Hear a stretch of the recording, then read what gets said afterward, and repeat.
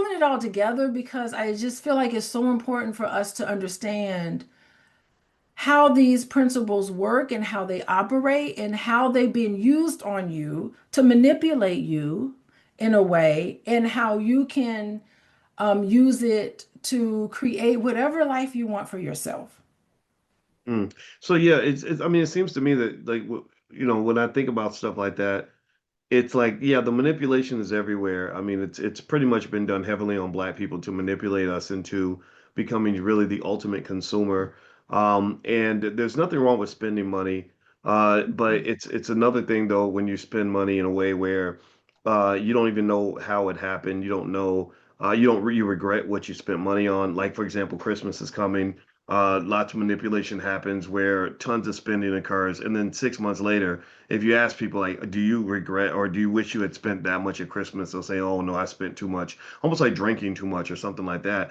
And I think that's very different from conscious spending, conscious investing, where you sort of balance things in a certain way, where you're making investments because you thought it through, right? So for example, even when, for example, when we talk about investing in things that we're doing in the Black Business School, I always just tell people all the time, I say, please don't do it. If you don't walk away feeling like you are glad you did it, then no, this is not college. College tricked you into spending $100,000 for something that you regretted. I don't want you to feel that way. I want you to be able to walk away and say, this was amazing. This was a great investment.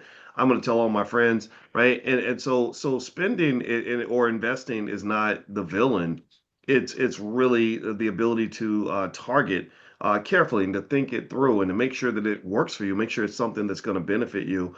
And before I move to the next topic, I wanted to mention I put the link in the chat. If you want to join Dr. Alicia's event today at noon Eastern, it's going to be in our stock market program. Or those of you that are in the stock market program, you don't have to sign up. It's free for you.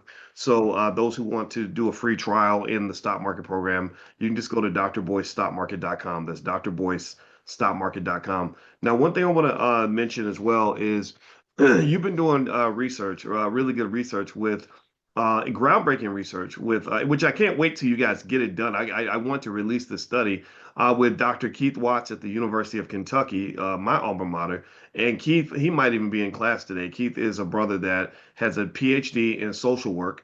And he is one of the leading scholars in the country in his field.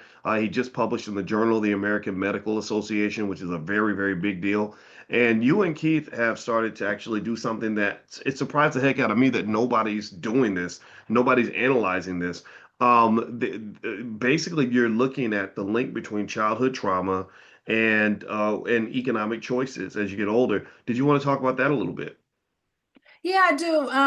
It was something that I've always wanted to do for quite some time since we have been talking about, since you've been developing all these programs. You have the Coin, you have the Win, you have the Prime program, and I'm just like, boys, you're making such a huge impact on people. We have got to come up with some way to measure this, to show that the results are happening in the way that students have been talking about. So it was great because at the beginning of this conversation, you read, a script from somebody who, like a testimony.